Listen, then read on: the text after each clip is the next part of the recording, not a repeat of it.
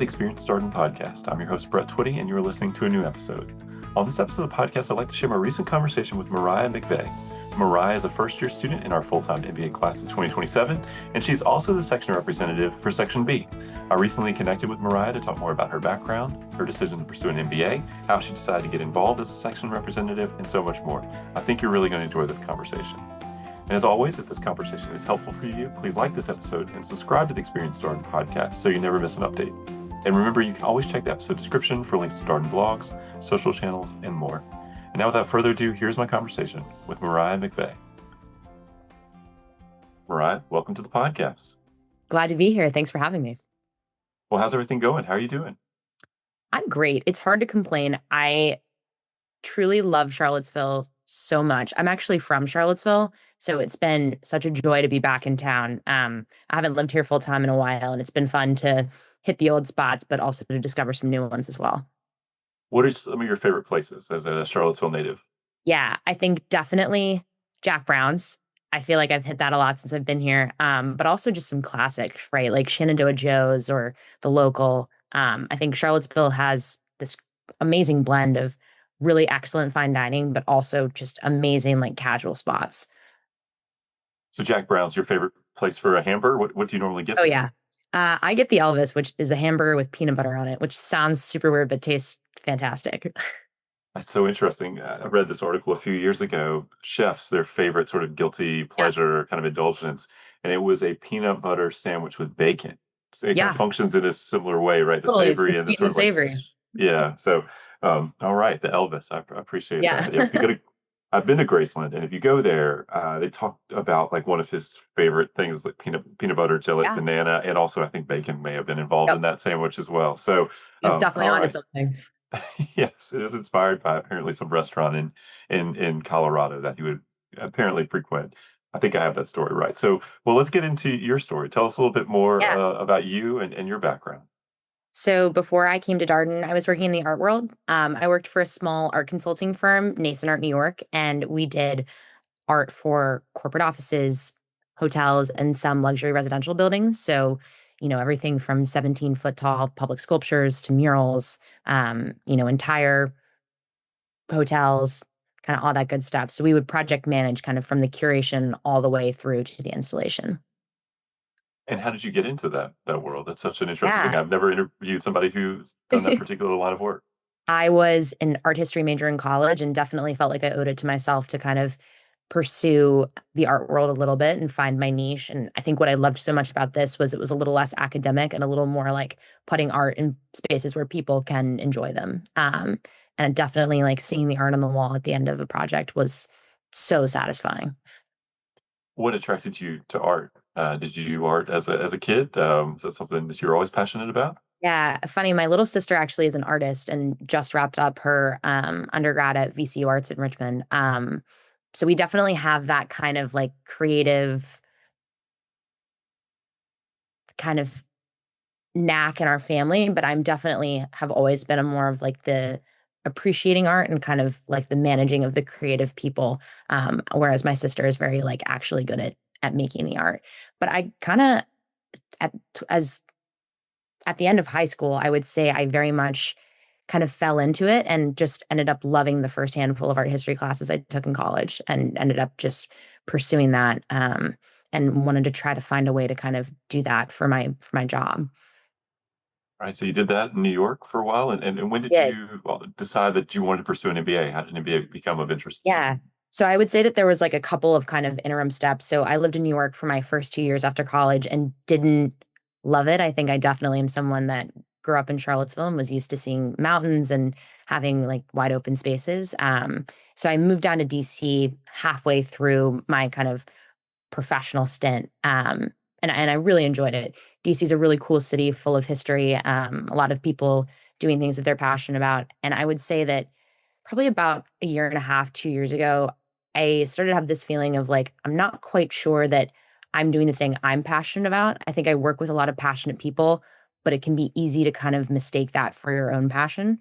And so I started thinking about, well, what's next? And I felt like I'd been doing something very niche and wanted to kind of come back to the table and develop a new set of skills to be able to kind of launch into something else entirely.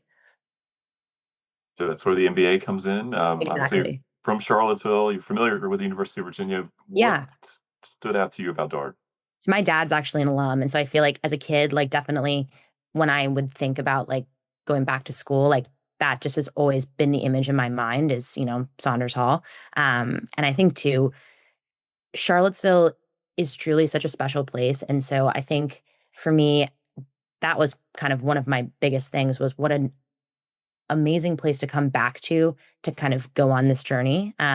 It's a place that I know, but also a place that has so much more to offer than I think you can really experience kind of as a kid growing up here.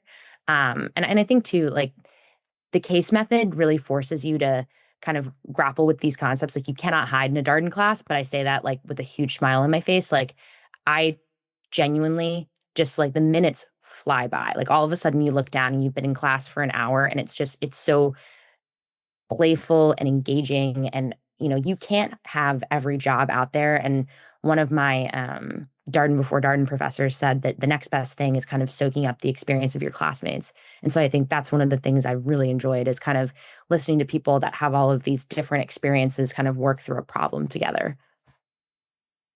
So that kind of brings us to our next question. What's the adjustment been like? Obviously, it sounds like you're quite passionate about the learning Yeah. experience, but being a grad school business student, that's a new experience. So what's the adjustment been like? Yeah, it's funny. I feel like school is kind of like riding a bike. Like you never forget, like maybe you're a little bit wobbly when you first get back on, but it's been such an easy adjustment. I was always someone that loved school and was excited to be back in the classroom. And I think too, when you're kind of working your job, it's very hard to dedicate the same headspace, I think, to, learning something entirely new, kind of figuring out what's next. So for me, like I never took an econ class in college. So all of this has been super new and exciting. So every day I just come home having learned so much more than I, walked out the door with. But I think on the whole, the adjustment's been great because I've really enjoyed my professors and also my classmates have just been wonderful.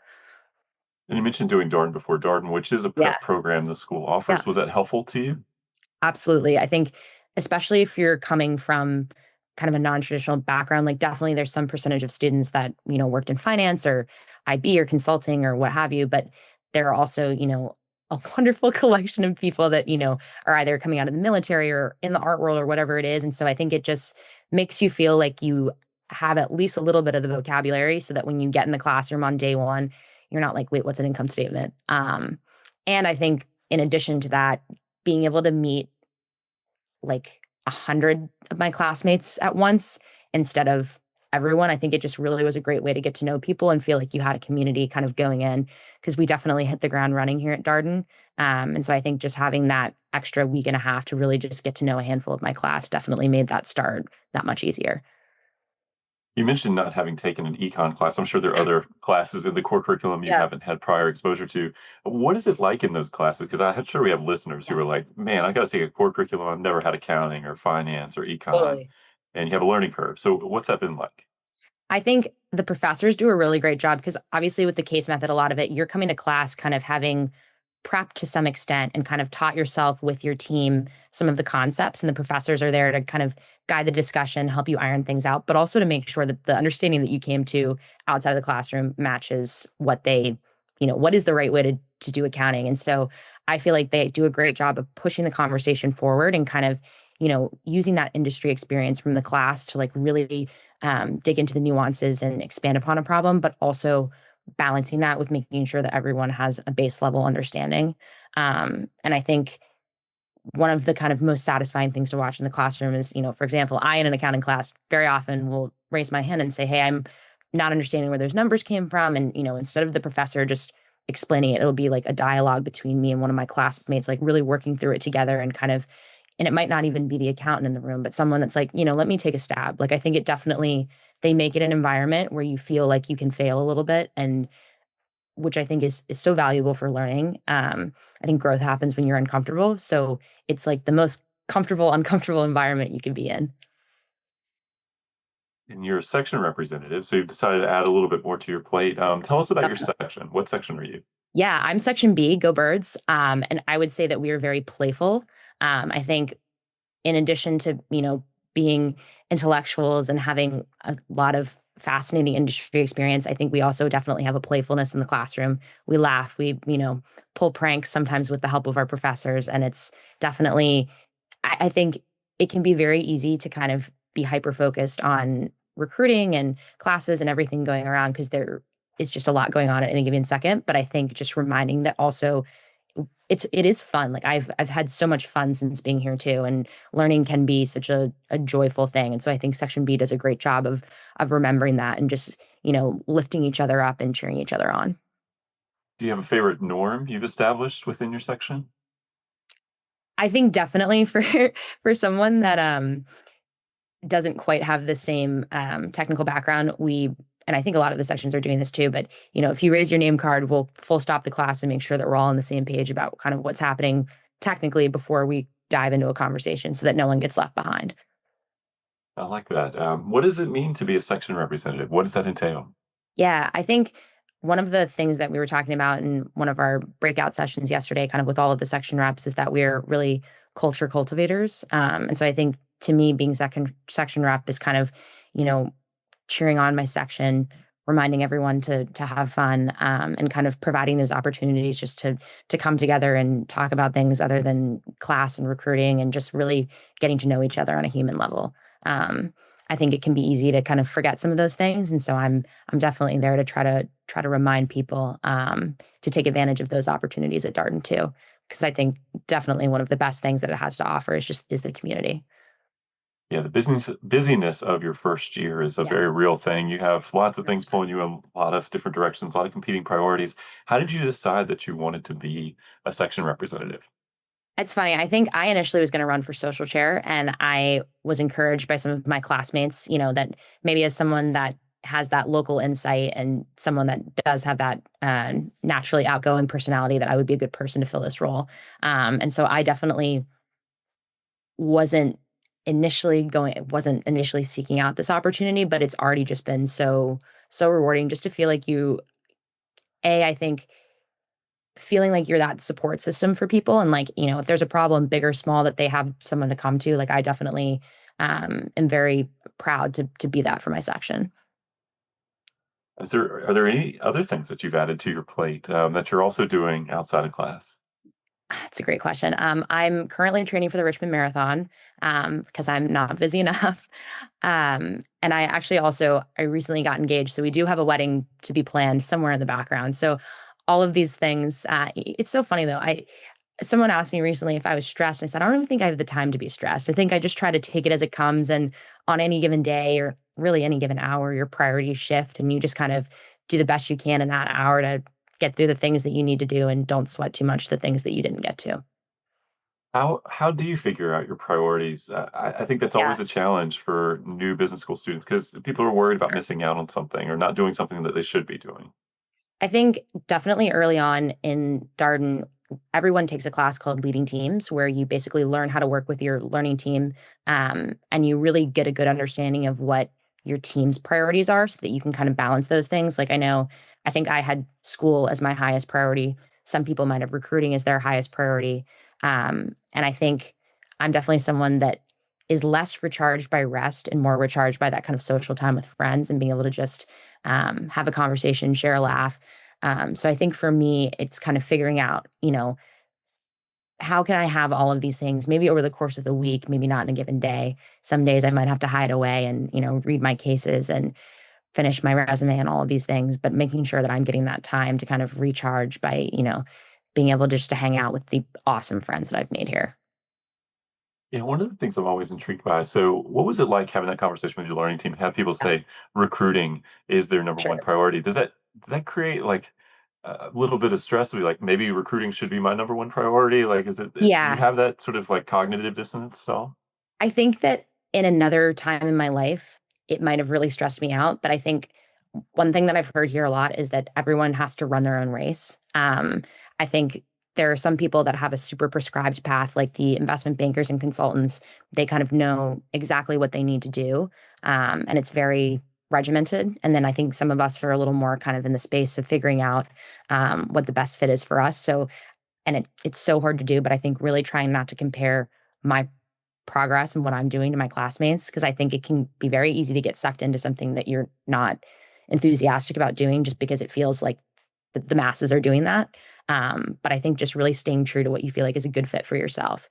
And I think too, just being upfront with your team about your priorities, which is what we did. And it's made it so that we can support each other, lean on each other, and, really make sure that everyone's getting the most out of the learning team by, I think, just being totally transparent with what they need in a given week.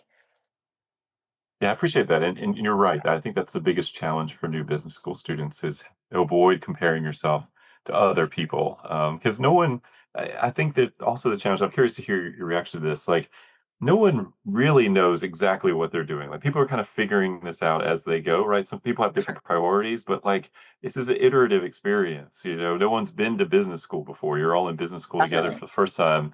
That has to be something that's on your mind too as you weigh all this out. For sure. And I think definitely knowing people that have graduated from Darden and hearing their experience, you kind of have to take everything with a grain of salt because everyone comes to the table with different experiences and wanting to get something different out of it. And so I think, if anything, I always try to be just like a sponge soaking up information because I think definitely as someone that was a little more in the dark than some other people just about what any of this entails.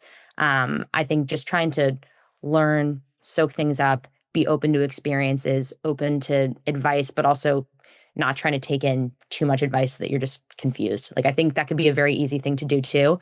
Um, and so I think just trying to kind of take in information, figure out what works for me, not worry too much about what doesn't, and kind of just I think a lot of it is really just doing your best at any given moment and kind of giving yourself some latitude because it is a lot. But I think that definitely Darden does a really great job, especially through the learning team, of giving you the tools to succeed because they recognize that it would be too much for any one person to bear by themselves. So I think that there's this amazing emphasis on community building early on so that you feel like you have people that have your back and you feel like you have a handle on how to approach all of the things kind of flying at you. Well, I'm curious about what you're looking forward to in the months ahead. You mentioned the Richmond Yeah, Marathon. You're planning a definitely. wedding at some point. So, what are you excited about? I think honestly, a lot of it, like some of my favorite things since being here haven't even been like, the big events. Like we had Neon Party last weekend. A lot of it really is just the casual kind of coming together, like enjoying like a beautiful fall evening at like Carter's Mountain or something like that. Like I think just I'm looking forward to kind of continuing to grow these relationships and being able to watch my friends succeed. I think really I'm most looking forward to the continued kind of community building for sure. Can you tell us what the neon party is? Yes. So Neon Party is where we rent out the top floors of Trinity Irish Pub, and everyone comes in their brightest section colors, and um, we kind of just come together. There may be glow sticks involved, and enjoy some pop music, and yeah, I think there's a lot of section pride at Neon Party. And what's the color of Section B? What We are neon bright color? orange. Yeah. Yeah, like traffic cone orange. That's us. All right. How's Darden Cup coming? Has that kicked off yet? Yes. So we've had I think section B, it'll be a slow burn. I think we did not necessarily have the most athletic showing in the field games, but I think we've had a pretty solid practice plan for cricket and kind of we're only going up. I love I love Yeah. that. Yeah, Yeah, cricket. I'm always intrigued by cricket because I would imagine, and certainly there are members of the Darden community who've spent a lot of time playing this game, but I also definitely. think a number of people have never played this game before. So I got Yeah. to figure out a way to make it to one of these cricket matches. Yeah, I think it's a great coming together of people that played baseball as kids, and international students where they've played cricket their whole lives. So I look forward to seeing how that all shakes out. Well, Mariah, one more question for you. Yeah. What would be your advice? Obviously, you shared a lot of advice already, Yeah. but for prospective students listening to this podcast, what would you encourage them to think about as they consider their own MBA journeys? Yeah, I think it can get very easy to kind of get lost in the, information coming at you and kind of other people's experiences. So I think really taking stock of what you want out of an MBA and kind of sticking to those things and figuring out what the right fit is to make those happen. Like I know for me, um, definitely the classroom is one of the most important things. Just coming in again, kind of from a background where I feel like I'm really here to learn and kind of to have a strong foundation to kind of start the next chapter of my career on. And so I think that definitely played into why Darden for sure. I think every day to be surrounded by such passionate professors and my classmates. It has been so fun. I think one of my favorite school experiences I've had to date. And so I think just really taking stock of what's important to you and not getting lost in the just all of the information coming at you. Yeah, it's interesting how the prospective student experience, the business school decision experience really parallels what you're going to do while you're in school, Sure. right? You got to do the same thing. You got to filter out the noise, figure out what your priorities are, Definitely. put your energy towards those things. And if those priorities are different from someone else's, well, that's just fine Yeah. because they're your priorities. And I think too, like 2 years doesn't sound like a long time, but also for a place that you're going to be at every day, like it just, I feel like joy is a word that I've heard a lot around grounds. I was about to say campus grounds, definitely, and I've felt a lot of that. And so I think for me, that balance of just rigorous academics coupled with a certain like playfulness, like there's a lot of laughter at Darden, and that's I think definitely something that I feel lucky to be a part of. Yeah, I think it's nice seeing being in Charlottesville allows people to be a bit more anchored to the school than you might be if Totally. you were in a really big city. And so 100%. there's like a layering thing that happens in Charlottesville, not just academics, but also the social piece too. Definitely. And I think Charlottesville is such a unique college town in that it has this amazing community around UVA, but also has so much to offer just as a really cool place with a vibrant art and music scene, great restaurants. I truly would put it up there with many of the great cities of the world. So any of the great cities of the world. I appreciate that. Spoken like a local. Yeah. Well, Mariah, thank you for your time today. It was great chatting with you. Yeah. And thank you all so much for having me. And that was my conversation with Mariah McVey, a first-year student in our full-time MBA class of 2027. As always, if you have any comments, suggestions, requests, anything like for us to cover here on the podcast, we're all ears. We can be reached at Darden, that's DARDEN, @virginia.edu. Till next time, stay safe, be well, and thanks for listening.